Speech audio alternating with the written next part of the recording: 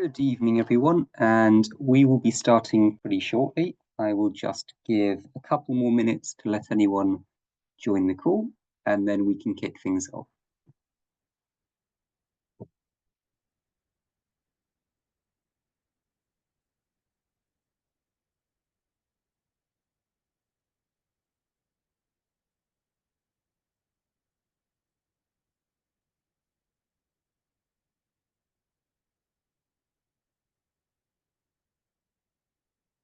And indeed, it's lovely to see so many of you joining. As I say, we'll kick off in about a minute and a half, so just after 6, and hopefully I won't interrupt or ruin too much of all of your evenings.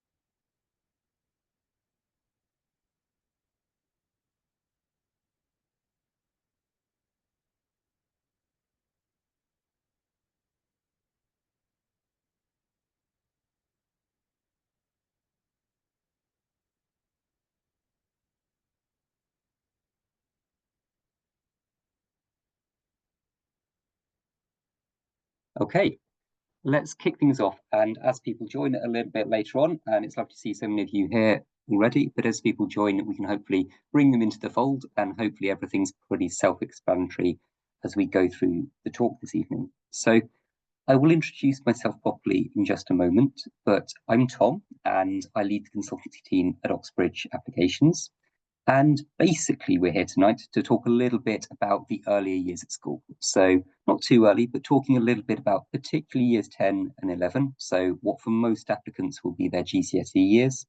And indeed, some of the things I'll begin talking about today may well also be relevant to students even younger than that. So year 8, year 9, students for whom the university application is still a distant prospect, but who it's worth beginning to think a little bit seriously about the years ahead of them and kind of do some preliminary planning and at least build up their awareness of the options available.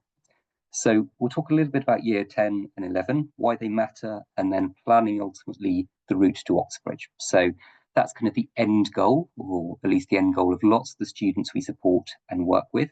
And the earlier that process starts, and this is the one thing I will try to emphasize again and again this evening, the earlier that process starts, one, the easier it tends to be because you're spreading the workload out over a greater period of time. And so it gets less crushingly intense than it can be if it's a process you begin already partway through your sixth form experience. But also in terms of long-term planning and preparation, it can increase your chances of success to begin investing time, effort, energy, and attention into the university application process as early as possible, particularly when you're targeting Oxford, Cambridge, other competitive universities in the UK. And indeed, much of what I say as well will be true of international universities as well. The earlier you start and the more seriously you take the whole process, the easier it tends to prove to be. So, to introduce myself and indeed Oxbridge Applications properly, we are the leader in Oxbridge and UK university advising and have been so since 1999. And basically, we are a company set up to help support candidates apply and ultimately make successful applications to the top UK universities. Obviously, we have a particular focus on Oxford and Cambridge, where the application process tends to be particularly complicated or particularly intense. But we're also supporting lots and lots of students who are targeting G5 universities, who are targeting top Russell Group universities, and competitive programs at those universities. So we have this enormous wealth and breadth of experience across all those different universities and courses that's been built up collectively over the last 25 plus years now. Every year we work with students from a majority of the UK's top 100 independent schools, and indeed we work with lots of students from state schools and academy trusts. We work with lots of students at international schools as well. So we've got extensive experience working with students from kind of an enormous array of different backgrounds. And you can see on the right of your screens the logos of the schools we currently have in-house partnerships with. So a lot of what we do is work individually and privately with students and families and help support them directly and on a one-to-one basis. But we also do in-house support and provision and deliver that at lots of top independent schools and indeed academy trusts, as well as international schools, and are basically trusted to be the in-house Oxbridge advisor and deliverer of support to many of those schools. I'm Tom, to introduce myself properly, and as I've said, I'm the head of the consultancy team at Oxbridge Applications. And what that means is kind of my day-to-day job is literally talking to students and talking to families about university applications, trying to get kind of a good, sharp understanding of individual students' kind of hopes, dreams, ambitions, what they might want to achieve, and trying to articulate them as clearly as possible, or articulate to them as clearly as possible, what the potential routes and pathways and options in front of them are, and then extending out of that, how they get there. So how they make successful applications to particular courses, how they make those university years of their life, so 3, 4, in some cases with courses like medicine and so on, 5 or 6 plus years of their life, how they make those years of their life as happy, as fulfilling, as kind of intellectually and academically satisfactory as possible, because fundamentally, the university years of your life, they should be some of the best years of your life. And we exist in large part to try and make sure of that as possible for as many of the students and families we advise and work with. So, in terms of what we'll be covering today, and hopefully you're at least broadly all aware that this is part of a seminar series that we're running. So this is the first in a series of seminars that we're running, and we've got me and my colleagues over the next 2 to 3 months delivering a series of similar seminars covering lots of different topics. So today, obviously, we're focused on long-term planning in years 10 and 11, but the same place you found this link, you can access the full calendar of seminars that we'll be running over the next couple of months. And if any of those are relevant to you or interesting, then please join them. They're absolutely free to join, no obligations at all, and hopefully they share and spread some good advice and information. But in terms of today's session and what we'll cover today, so kind of 4 key areas. So we'll talk a little bit about GCSEs, why they matter, how they're weighted. We'll talk a little bit about making strategic A-level and IB subject choices. So the implications of choices that students are making typically early or partway through their year 11s that will then have broader long-term kind of significance for the university applications they can make, they're able to make, or they're able to make from a good position. We'll talk also a little bit about navigating university course options, so how you think about filtering out all of the different myriad options available in terms of university study and university courses and the research you should be beginning to do even at this fairly early stage, as well as planning for open days. So open days are absolutely something we'll always recommend visiting universities, even with students who are a little bit younger, so students who aren't necessarily in their application year. The open days, they are open to all, and it's worth trying to kind of get some time kind of together over the summer and the autumn to visit as many campuses as you can. We'll talk a little bit about the UK and international application process to Oxbridge, how that might differ, how again there might be kind of subtleties, shifts, different emphases between those two processes, and indeed more broadly just the general outline of the UK Oxbridge application process. And then we'll hopefully finish up by talking a little bit about the guidance, or kind of giving some guidance on long-term planning, how to manage the workload, how to spread things out over the years ahead, and crucially, what you can begin to do now. So action points, things to focus on, things to think about, things to begin spending and investing time into. Okay, so let's begin immediately by talking a little bit about GCSEs. So a question I am probably asked almost more than any other by students and by families is, how much do my GCSEs matter? Either before the student's taken those GCSEs and they're trying to get a sense of how important those upcoming exams are going to be for them, or a student who's just come out of exams, as many of the year 12s who've just started their year 12 in the last week or so have asked me, having got their GCSE results in August, so last month, how important are this kind of set of results that I've suddenly arrived with to my university applications? The simple initial answer is that they matter a lot. So particularly for competitive UK universities, and indeed this will also go for American universities, which also care a lot about GCSE results, they are almost always heavily weighted. So to give you an example of that, and this is a slightly extreme example, but to give you a sense of it, the Oxford history course this year, in terms of how they will shortlist students for interview, 100% of that decision is being made on the basis of the GCSE results of the applicants. So whether you do or don't get an Oxford history interview this year, that is entirely dependent upon your GCSE results. They will look at A-level predictions, they will look at your statement, your essays, and they will look at kind of all the other parts of the application, but they are basically looking at your GCSE results in terms of determining who they want to invite through to the interview stage. That is an outlier, so I will quite happily admit that there are very, very few courses like that, and indeed, up until this year, Oxford had an entrance test for history and weighted things slightly differently. But what it should do is give you a sense of how important those fixed GCSE results on your academic record, well over a year in advance of the application you're making to university, how important they are to it. So history at Oxford this year, that's an outlier, but for the most part, they are significantly weighted for all competitive UK university courses. That's not just true of Oxford or Cambridge, that's also true of LSE, of Imperial, of UCL, of Edinburgh, St Andrews, and so on. I would also note, for example, medicine courses. So quite a lot of medicine courses, pretty much all of which will also interview the candidates before giving them a place. They will usually use a combination of your UCAT score, so your entrance test score, and then your GCSE profile contextualized, and we'll talk about that in a moment. So those two data points, GCSE and UCAT, to decide who does and who doesn't get the interview offers. So they are very important, and they're something that you can't change, you can't adjust, you can't fix. In some cases, you can do individual retakes and resits and so on, but typically you have one shot at your GCSE results, and those results you come out with in the August after year 11, they weigh massively into your future and determining how strong candidates you are likely to be for competitive universities. The thing to emphasize here is the reason for all of that is that they are the most recent real results you will have. So most students don't currently do AS. So I did AS result, or I did ASs at the end of my year 12 when I was going through school. But for most students, there are no ASs now. So Welsh students and some international students will still do AS exams. So we'll have formal exam results at the end of their year 12. But the majority of students doing A-levels, the majority of students doing the IB or equivalent international curriculums will not have end of year 12 results. And because they'll be applying to university before they finish secondary school and get their real final end of secondary school results, the most recent real results they have are their GCSE results.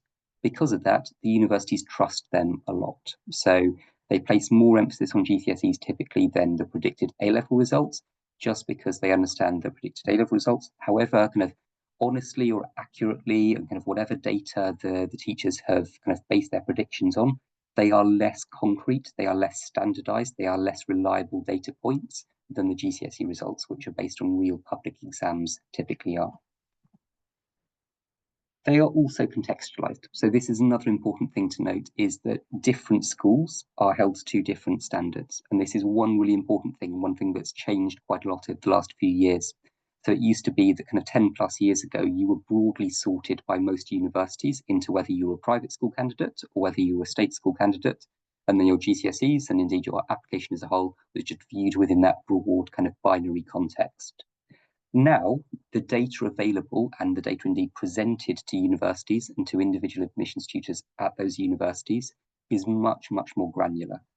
And so if you go to, for example, a high-performing independent school, so somewhere like Westminster, or if you go to Cheltenham Ladies College, or if you go to Eton, or one of the St Paul's Boys or St Paul's Girls Schools, all of the really high-performing independent schools, it is on your university application where you go to school and the academic performance of the year group around you in terms of GCSEs, the academic performance of the year group above you in terms of A-level or IB results, and you are measured against that baseline.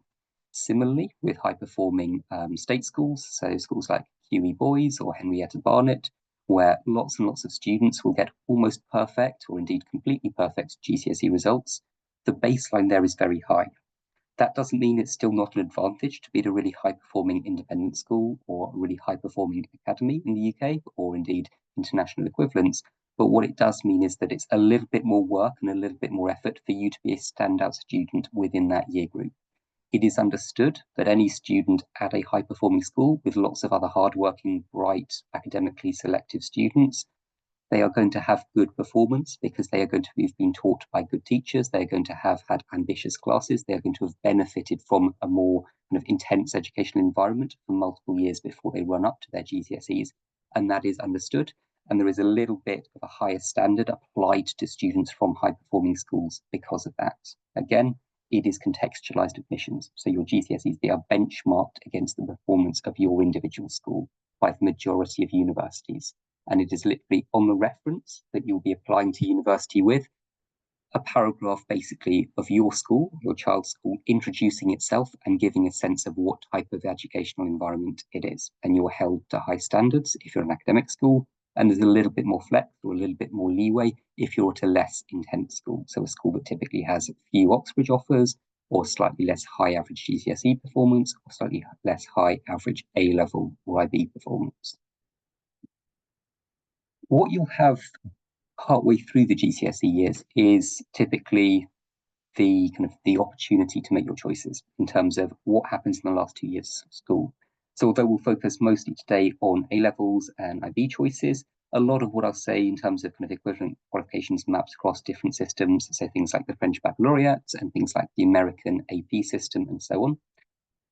Making choices, this is important, and obviously lots of things, as you can see here, feed into course and subject at university and the decision making.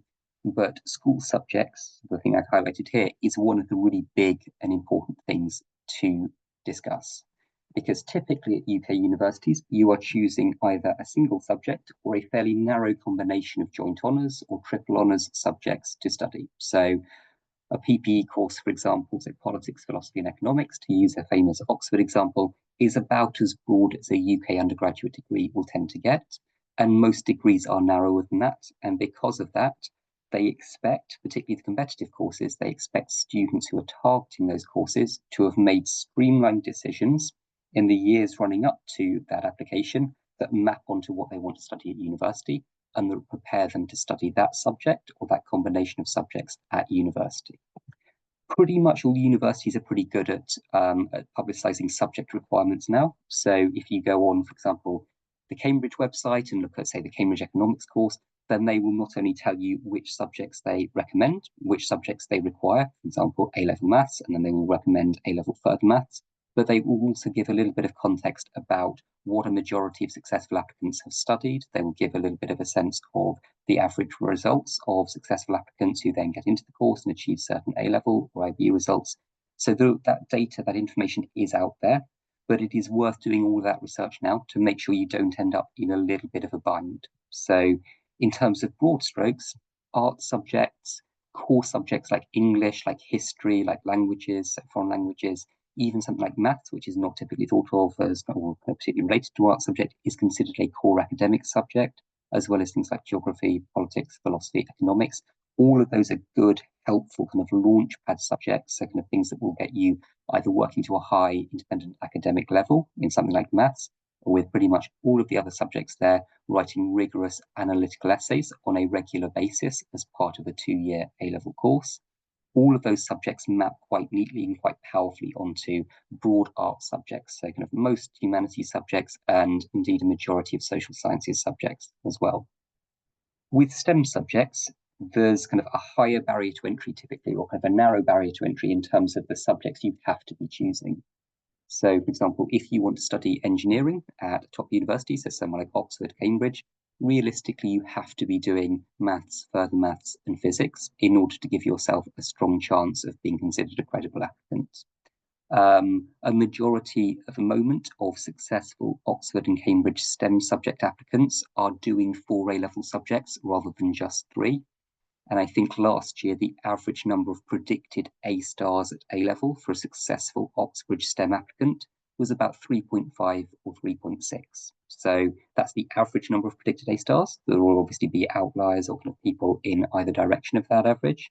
But what it does is hopefully give you a sense of just how many students are doing 4 subjects, particularly for STEM courses, where there's a little bit more competition typically, and a predicted A stars across the board. You are held to high standards, and indeed the subjects, the individual subjects you are studying, they are quite often restrictive with STEM streams. So for example, if you want to apply to, we talked about engineering, but if you wanted to apply to the Cambridge Medicine course in the strongest possible position, I would want you to be doing biology, chemistry, and maths as 3 core subjects, and there's very little movement on that in terms of being a strong candidate.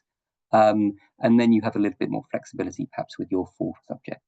But the majority of successful candidates will be doing something like maths, biology, chemistry, as well as further maths, or as well as physics, or as well as something like psychology, so things that interrelate quite tightly with medicine. As I say, do your research. This is all kind of contingent upon the individual courses that individual students are targeting, and subject requirements are pretty well publicised by universities. One note I would give, though, is that any subjects that universities put as not compulsory but recommended, you should try to read that where possible as compulsory. So if you're thinking about looking at a course like economics at Cambridge, to use the example from earlier, then maths is functionally compulsory, but further maths, although Cambridge put it as recommended, realistically the vast majority, so 90+% of successful A-level candidates for economics at Cambridge will be doing further maths as well as one of their subjects, and you are effectively making an already really difficult competitive application process even more difficult by not doing subjects that are recommended. That's one thing to be aware of. Further maths, as kind of noted at the bottom, so kind of additional note on that is not all schools offer it, and there is an appreciation of that. So most schools, particularly in the UK, do offer further maths streams and further maths classes.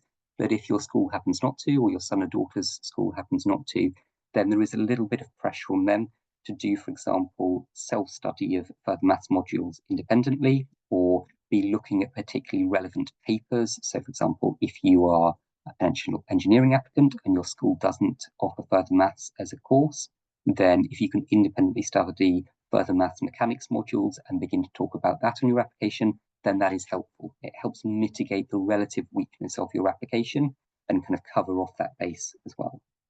Again, all of this is contextualized by school, like we've already talked about GCSE results being. So you are held to high standards in terms of GCSE results if you are at an academically high-performing school. And similarly, there is a higher bar to reach if you're at a high-performing school with A-level and IB performance and subject combinations. So if you are applying for medicine from a top UK independent school, so a top kind of 20, 30 UK independent school, then there is a strong expectation that you will be doing 4 A-level subjects and that you will be predicted at least 3 and ideally 4 A stars.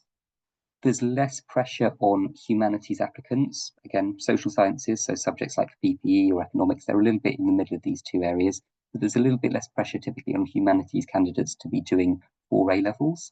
You can get away with doing 3, particularly 3 plus something like an EPQ, but it is helpful for you to at least start with 4 subjects, get a sense as a candidate of the workload of 4 subjects, explore different options, and it keeps your options open a little bit more, typically in terms of the university courses you can apply to. So you have more flex quite often within 4 subjects as a combination than within 3 subjects. And again, it's a question of you not losing ground compared to other candidates. So I will happily say that the majority of successful, or the majority indeed of successful or unsuccessful Cambridge medicine applicants from independent schools will be doing 4 A-level subjects and will be predicted 3 or 4 A stars.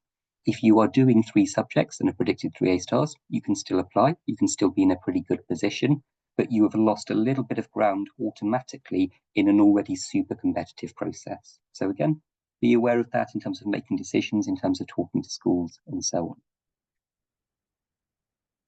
In terms of university course options, all of this is kind of ultimately arcing towards this in terms of GCSE results and in terms of A-level and IB subjects. Ultimately, you will have to decide what you're applying for at university and kind of mapping all of that onto potentially university courses and university destinations. So the first thing to do with this, and I don't want this to kind of almost put the cart before the horse, but it's worth bearing statistics in mind. So one thing before we talk too much about this graph, and hopefully it's quite a striking graph, one thing I will emphasize is that a student, and I will always foreground and always recommend this, a student, an applicant should always be applying for the course they really want to study and spend 3 years of their life dedicated to the study of at university. So even if that course happens to be economics and management at Oxford, with about a 5% offer rate, a couple of years recently it's actually been a little bit low, below 5%, so more than 20 applications per place potentially. If that is what they want to study, and any other course that's not that would be a massive compromise, then they should go for the course they want to study. And the application statistics, it's worth being aware of, it's worth having a general sense of, it's worth kind of looking in a little bit of detail at them and having a general sense of, okay, is, for example, history easier than classics? If I'm kind of relatively caught between the two as an applicant, and I genuinely wouldn't mind which one I apply for. But for the most part, a student should be applying for what they want to spend those 3 years of their life studying. What I do see is a little bit kind of almost too many families thinking cynically about what's going to give them the best chance of getting into Oxford or getting to Cambridge, and then they end up applying for something like classics. And they apply for something like classics. If they then don't get in and they have to go to a second choice university, because of the way the UK university application process is set up, it will typically mean that they have applied for the classics at all of their other universities as well. And the worst outcome then is that that student ends up studying the course they didn't really want to study at the university they didn't really want to be at. So keep everything as streamlined as possible, apply to courses that you actually want to study at university, but also do your research and think a little bit about the statistics. So if there is flex in terms of what you might be interested in spending those 3 years studying, or if there are a cluster of very similar courses, some of which have slightly more generous off rates than others, then it's worth looking at and it's worth thinking about. So you will have a clear sense here on this kind of complete Oxbridge spectrum between economics and management at Oxford, so about 20 applications per place, versus languages, so French, Spanish, Italian, kind of the modern languages or the modern and medieval languages course at Cambridge at the moment, which it says here is about a 50% offer rate. Actually, in terms of the raw offer rate, it's been a little bit above that for the last few years. So that is not to overemphasize it and say it is actually 10 times as easy to get in for French at Cambridge as it is economics and management at Oxford. But it does give you a general sense of the massive difference in relative competitiveness between some courses. And it's something I referenced a little bit briefly earlier, is the idea that at the moment, most STEM courses are getting a little bit more competitive year on year. Most humanities courses are getting a little bit less competitive year on year. Social sciences courses vary, but again, so for example, things like geography are relatively stagnant in terms of applications per place, but things like PPE, things like economics and management, in the last few years, as well as psychology, they've become more competitive. So there is a trajectory here, and it may well be that you can snapshot the statistics here, and that by the time your son or daughter is applying to university in 1 or 2 years' time, again, the percentages have swung a little bit further in one direction or another. So it's worth having a cognizance of this. And again, all of this data is available online. Oxford and Cambridge are particularly good at publicising their data, so you can find relatively easily the offer rates for all the different Oxford and Cambridge courses, the number of applications per place, and so on. So although you'll be kind of bearing all those statistics in mind, as I say, you should be applying to the course you want to spend 3 years of your life, or at least 3 years of your life, studying at university. But it's also worth thinking beyond the obvious. So lots of students will be kind of in a fairly narrow track of thinking, okay, I'm studying history as one of my A-level subjects, or I plan to study history as one of my A-level subjects. It's my favourite subject at GCSE, so that might automatically be what I want to apply for at university. That may well be true, and indeed you can apply for single honours history and be absolutely fine and have a great 3 years. But it's also worth doing a little bit of research into courses that might be clustered in that area. So things like joint history courses, so courses which are history plus another subject, so something like history and politics or history and economics, both of which are courses that Oxford offers. Cambridge offers history and politics, and only Oxford offers history and economics. Classics, that's offered by both Oxford and Cambridge. Archaeology, Cambridge has a really strong archaeology department, an archaeology course. Languages, AIMS, so AIMS, which stands for Asian and Middle Eastern Studies, which can functionally be a kind of a languages and history degree focused on a particular part of the world. ASNAC, so Anglo-Saxon, Norse and Celtic, which is to a certain extent just early history. There's quite a lot of literature thrown in, but it can also be just early history. Could be theology, so taking again a slightly different angle on it. specific areas of history, so economic history, again, a really strong department at LSE, ancient history, medieval history. So again, if you're a particularly kind of specialist historian, even at A-level level, then it's worth thinking about more targeted courses. And then there are even things that are a little bit further away. For example, natural sciences at Cambridge. So you can do history of science papers as part of the natural sciences tripos, so the natural sciences course at Cambridge. And it's worth being aware of all of these options and just spending some time looking at the clustered options. So that was a sample graph for history. But if we talk about a student who might have an interest in biology, then they might, for example, begin mapping that onto natural sciences. So that's a course at Cambridge, which is super flexible in terms of you choosing different modules from amongst a massive, massive spectrum, all the way through from computer science and applied mathematics, theoretical physics, through to genetics, biology, biochemistry, biomedicine, and so on. So it's a really super flexible course that would be a good fit for lots of students. Or you can do more niche, more specialized courses. So things like biomedical sciences, which is basically medical research, biochemistry, psychology, human sciences, biological anthropology. So taking a more kind of anthropological angle on the subject, earth sciences. So kind of pulling in geology as well as elements of geography there. Again, that's a course at Oxford. So doing all the research and having an awareness of all of the options about what you could study, what you could dedicate those years of your life to. I do quite often find when I meet individual students and parents that they just don't have awareness of courses at not just Oxford or Cambridge, but other universities that could be a fantastic fit for their interests and which kind of tie a little bit more tightly onto what that individual student cares about than just the kind of the narrow kind of A-level determined path they were previously plotting. Ultimately, what it all comes down to is the question of how strong is your motivation to study the degree. So whatever the subject or combination of subjects is, how strong is your motivation to spend those potentially more than 3 years of your life studying it at a really high level? That's particularly true of Oxford or Cambridge, where you will tend to be working really hard. Again, I will not pretend that humanities students at Oxford or Cambridge work as hard as, or kind of as intensely at least, as STEM students typically would. So a humanities student might well be working 35 to 45 hours a week during term time at Oxford or Cambridge, and that'd be a pretty average workload. A medicine student or an engineering student might well be working 50 to 60 hours per week. But whatever you are studying, it is a high degree of workload that you are coping with, that you have to be self-motivated to push your way through week in, week out during term time. And in many of these courses cases, it is more than the hours of a full-time job that you are spending studying that degree. So this whole process doesn't end with getting the happy email that says, congratulations, we'd love to offer you a place at the University of Cambridge.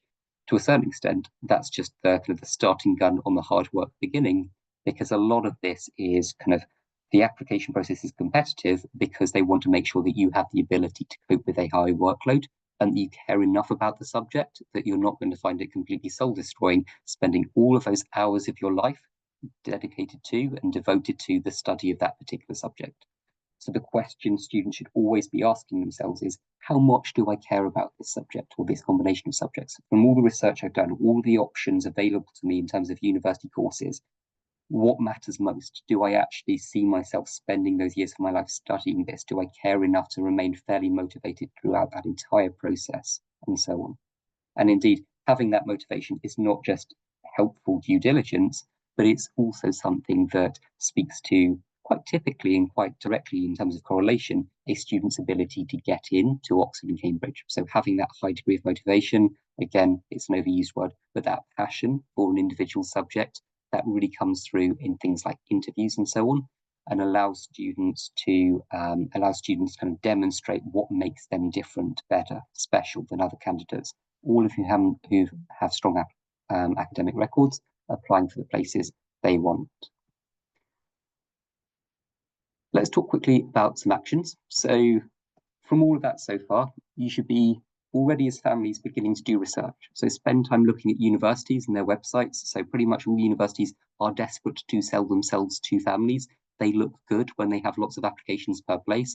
They want as many students applying as possible. Even the oversubscribed universities like Oxford and Cambridge, they look good and it helps them with league tables when they have lots of candidates applying to all of their courses. So they are trying to sell themselves to as many families as possible.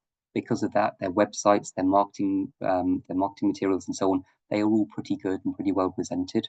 So literally look at the list of courses available. So the list of undergraduate courses available at Oxford, at Cambridge, at Imperial, LSE, Edinburgh, St Andrews, UCL, KCL, all the top universities.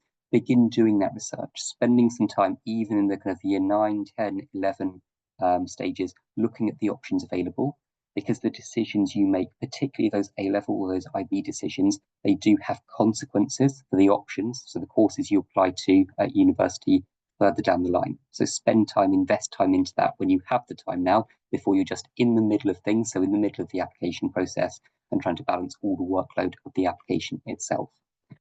Talk the options through. So as families, talk the options through, talk about kind of why your son or daughter wants to apply for a particular course, whether they considered alternatives, do some research with them, kind of make it a family process. Too many students I meet kind of a little bit too late in the process, and they're kind of locked in on a subject because that's what they think is going to kind of help them become, I don't know, a magic circle lawyer, or kind of work for a bank, or help them become a doctor, or whatever it happens to be. And they've not considered alternative routes or pathways. They've not looked in detail about what the kind of the university kind of course implications are and the options available to them are.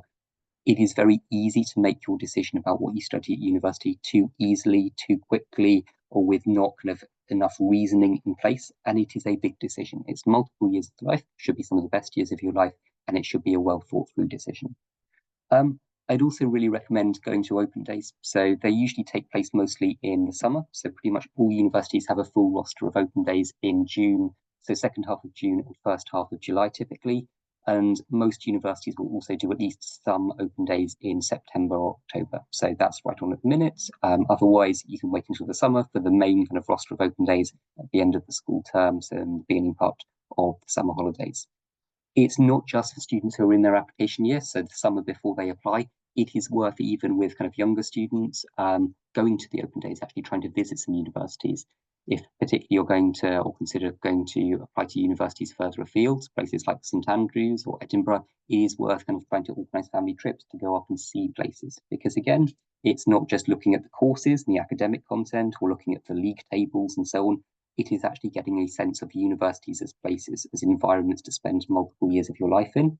And I can tell you that for most courses, UCL and St Andrews are similarly highly ranked, but they could not be more different environments for you to spend 3 or 4 years of your life in. So it's really worth putting some time and effort and energy into going to open days.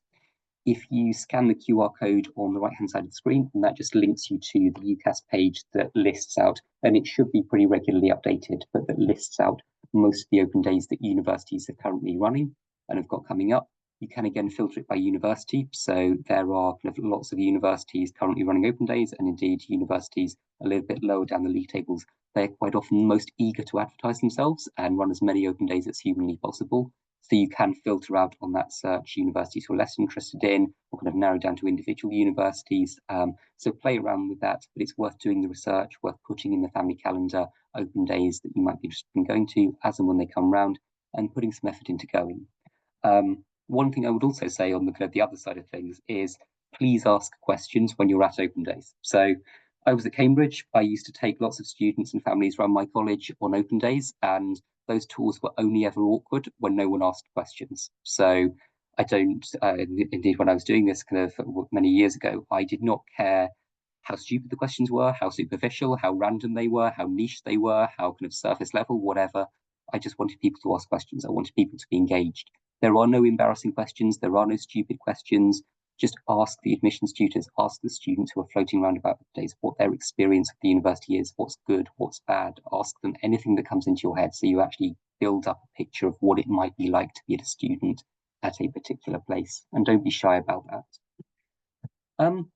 Let's pivot, and this is kind of pretty much the final main section. So let's pivot quickly to UK international applications to Oxbridge, timeline differences, and so on. So just to give you even kind of potentially a year or two out, a general sense of the application itself. So one thing to note is that the Oxford and the Cambridge applications, they have earlier deadlines. So that's something that they share with medicine and veterinary medicine applications. So it's mid-October in the application year. And for students, that's their final year of school. So it's literally that they will finish year 12 or lower 6th. They will have the summer off. They will then return to school for upper 6th or year 13. and then they will have typically about a month or just over a month to finalize their applications. So don't be thinking about this as something that happens right at the end of the schooling journey. It happens pretty early in the final year of school. So you might well have a little bit less time than perhaps you're anticipating. And I promise you, certainly the kind of parents, the kind of the time runs out very, very quickly from your perspective. But even for students, I tend to find that they think, oh, I've got loads and loads of time, and they keep thinking that, and then suddenly they have no time at all. So think about everything as early as possible because the application itself is early. Other UK universities, the application deadline is technically January of their final year of school, so it's usually the end of January, although it's a little bit earlier this year. But I'll tend to recommend that students will apply a little bit early anyway. So I want all students, even if they're not going for Oxford or Cambridge, to apply by the end of the calendar year at their final year of school. So that would be the December of their final year of school. They are academic in focus. So the application, again, unlike, for example, American applications or quite a lot of international university applications, all the UK admissions tutors, particularly at the top universities and particularly at Oxford and Cambridge, really care about is you or your student, your son, your daughter, as an academic machine, someone who really cares deeply about the subject or the combination of subjects they're applying for. To put it as simply as possible, admissions tutors like to imagine that every single student they look at the application of or that they interview wants to be like them, so wants to be a professor of a given subject in a few years' time. Again, they have this intellectual appreciation that most of the students at the top universities will go off into kind of a corporate workplace or environment, but they like to kind of delude themselves into thinking that all of their students want to be like them, and that should ultimately be the impression you're trying to kind of give in an application. It should be, okay, I'm someone who is obsessive about this subject in academic terms and for its own sake. Sure, you might separately have particular career goals or ambitions, and there are exceptions to this. So things like medicine, for example, where kind of both the academics and kind of the vocational side tie in together. But for the most part, the impression you want to be giving on your Oxford, your Cambridge application is that you just really deeply care about engineering. You really deeply care about history and particular areas within history and being a historian and thinking about historical topics and approaches and angles and so on. And then exploring beyond the curriculum. So this is something that students should be doing even at this stage, particularly when they have a little bit more time on their hands, particularly when they're not in the middle of the application process itself, but thinking about going beyond the curriculum. So supercurricular, and that's a big thing to emphasize the difference between supercurricular and extracurricular.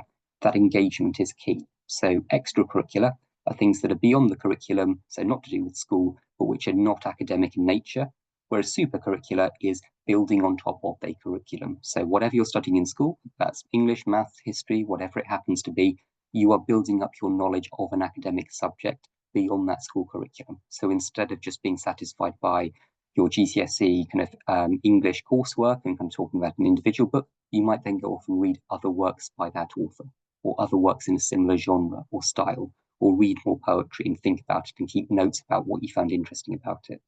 Instead of just looking at the Doppler effect in GCSE physics, you might then go off and look at the kind of the behavior of air particles over aircraft wings at different speeds and so on, and do a little bit of research into that.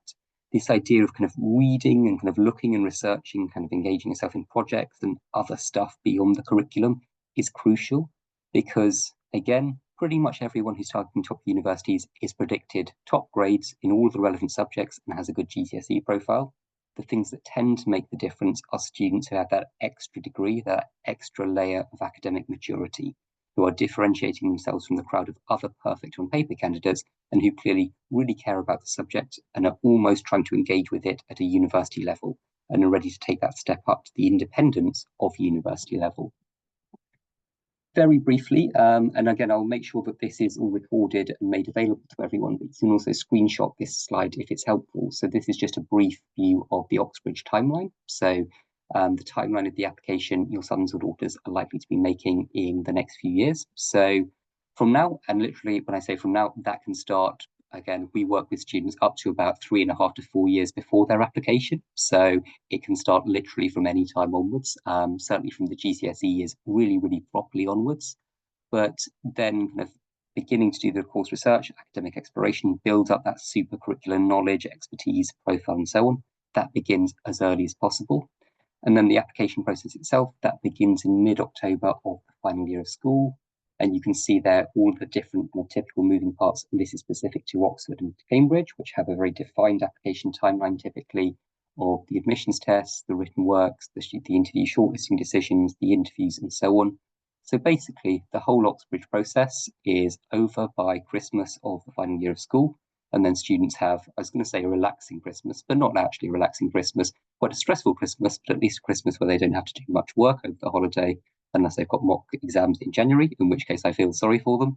But the whole application process to Oxford to Cambridge is typically over by mid-December, and then you just wait. And then it's usually in January. So at the moment it's mid-January for Oxford and the end of January for Cambridge that you will hear back about your outcomes and whether or not you got the place or got the offer. Brief note on UK versus international. So this is one thing I'm also quite often asked about. So any difference in the application between UK-based students and internationally based or international fee status students? No. So you will apply via UCAS. It's the same forms of students, so an applicant is filling in. So basically you're assessed in exactly the same way. But there is a higher likelihood if you're an international applicant that you're applying as an independent candidate. So that means just directly as an individual via UCAS, so the university application system, rather than via your school as a UCAS centre. So again, if you are an international candidate, check with your school, ask whether it supports candidates to the UK, ask whether it's set up as a UCAS centre to help support UK applications, in which case it's a little bit easier for you to make that application. But realistically, there's no massive difference in terms of the data you're submitting. It just requires a little bit more work from you to fill in the extra stuff and nominate a referee if you're applying as an independent candidate. Also, a brief note on medicine. So although for Oxford and Cambridge, again, as I note below there, there's no real difference in chances of success as to whether you're UK or international. There is a slight note with medicine because medicine places or places on UK medicine courses at the vast majority of UK, so public UK universities, there is a quota. So the number of places, because those medicine places are subsidised by the UK government, the number of places overall is limited. And within that number of places, there is a quota on international fee status candidates. And it's usually, and for most medical schools, it's about 7.5%. And what that means is it is considerably more difficult to get a place on a UK medicine course, or at least a top UK medicine course for international fee status candidates than it is for UK fee status candidates. For pretty much all other courses, the chances are roughly equivalent.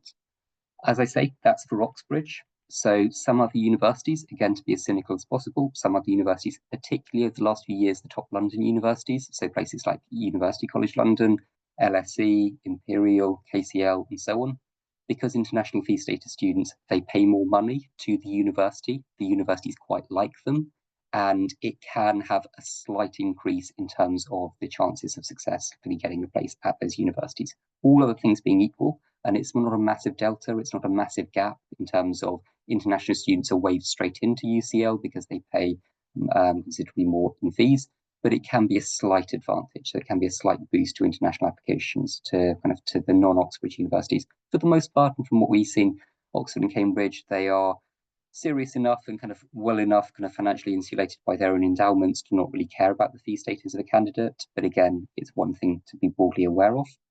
And then the other thing to just note briefly are the references. So again, as part of a university application, a school is typically asked to provide a reference. So basically a letter recommending that student to university admissions tutors from their teachers. And again, that's a big part of what we advise on and help students steer how to get a good reference out of their teachers and how to optimize and differentiate their reference from other students.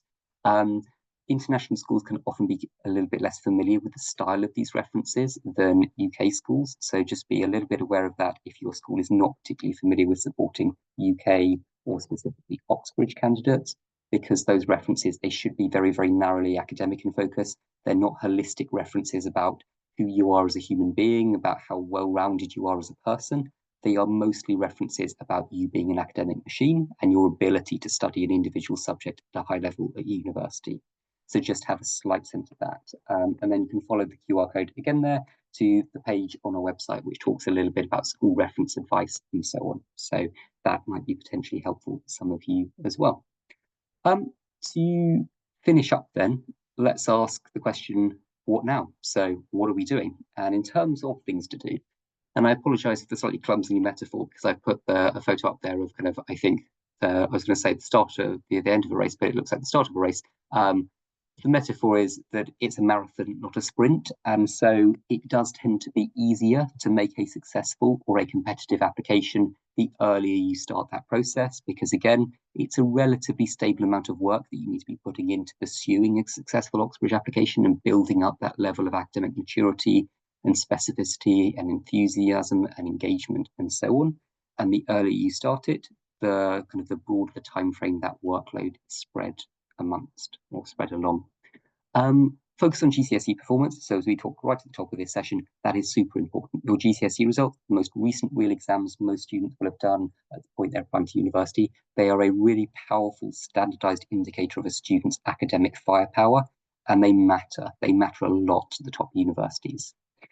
Think about and research university courses. So spend some time as families looking at individual university courses, going on university websites, looking at lists of courses and course options. And again, take the extension out of that and go to open days, visit actual campuses, get a sense of that campus environment, talk to current students and so on. And then once you have a fairly clear idea about what, if not individual course, but what area of course your student, your son, your daughter might want to apply to, then think about A-level and IB subjects that map onto that accordingly, because they do have super powerful implications further down the line. Begin to build up your supercurricular profile. So think about kind of, again, from the perspective of your son or your daughter, and then them themselves, what makes them different, special, more? What helps them differentiate themselves from the crowd of other people who are here running a marathon? What makes them someone who is a little bit different, who thinks about engineering or history in a new or interesting way, or is doing that little bit more research, or has that slightly more specialized or interesting knowledge? Building up those points of differentiation that allows you to kind of build up a relative advantage over candidates, as I've said, all of whom are strong, bright, engaging, intelligent, and so on, all of whom have typically pretty strong standardized test scores, so GCSEs, A-level predictions, and so on. That is important, because that's what tends to determine who gets the place at the end of the day from amongst the crowd of anywhere between 2 up to about 20 candidates who also want that place at Oxford, at Cambridge, at LSE, at Imperial, and so on. And also, please talk to us. So this is what we as a company exist to do, are set up to do, help advise, support, and guide with. So if we just click on to the next slide, then there are a couple of QR codes there. So this is now kind of finishing up. Cool. On the left-hand side there, you can book a free Zoom call. So you can literally follow that link to a Calendly booking form. It's a very busy time of the year for us at the moment, so I think we're mostly booked up for those free calls in September at the minute. But again, if your son or daughter is a little bit younger, then there's no enormous urgency at the minute, so you can book in to see us perhaps at a time in October or in November, so a little bit later in the year. So come meet us then, talk to me. So I take lots of these calls and may well be on the end of some of those Zoom calls, my fantastic colleagues in the team. Then we're very happy to just spend 15, 20 minutes chatting to you about individual situations, about your sons, your daughters, and again, we'd love to meet them if they're available to join the Zoom calls as well. Just chat to us about where you're at with everything, and then we can advise really specifically on potential next steps, things they should be doing, and then how we might also be able to help. And then on the right-hand side of your screen, you can also register for some free resources. So you can just register, so fill in the information form on our website, and that gives you access to things like a digital copy of our book. So we've got a 200-odd page book that's called So Tell Me About a Banana, again, kind of like loosely based on an Oxbridge interview question that was asked more than 10 years ago now, again, where a candidate was just given a banana and then asked to monologue about it. Again, you can access a free copy of that book, as well as lots of our free resources and advice and guidance, talking about the personal statement, talking about admissions tests, and so on, just by registering on the website. And indeed, you can also get in touch with us directly via oxbridgeapplications.com. So that's the website, via info@oxbridgeapplications.com, or directly via phone. So we've got colleagues in the office all the time between 9 and 5:30. So again, it's busy at the minute, but pretty much all the time we're available to either pick up in the moment or give you a call back the same day. So feel free to just call in directly if it's something you urgently want to chat about as well. And just a note at the bottom of the page, you can see that we are Oxbridge Applications, but we are also part of a bigger company called Duke's Education. So Duke's Plus is the specific part of it that deals with beyond the curriculum, so kind of beyond the classroom stuff. We've got my colleagues at A-List Education, who help support and advise students applying to international universities. And then we've got, as part of our company, the Medic Portal and the Lawyer Portal, which are providing specialist support to students who may or may not be going for Oxbridge, but are going for specific programs. So want to go on to medicine courses or want to apply for law courses as well. Otherwise, thank you so much for your patience, and I hope I didn't interrupt too much of your evening, and I hope that most of what we discussed today was helpful. But please get in touch with us. Please begin to think about everything seriously, kind of well in advance in terms of those university applications, to support your sons, your daughters with kind of thinking about, again, seriously at this point, the applications they're making, the decisions they're making, even at this stage, because they do have broad long-term implications, and it's a game there to be played. Okay. Thank you so much. I can also see that there are a few question and answers in the box, so we probably won't have time to respond to those directly this evening, but what we'll do is I'll make a note of those and we can try to reach out directly, or feel free to call in on any of the contact information we've got on screen at the moment to ask those questions directly to a member of the team after today. Okay, thank you so much and have a lovely rest of your evening. Okay.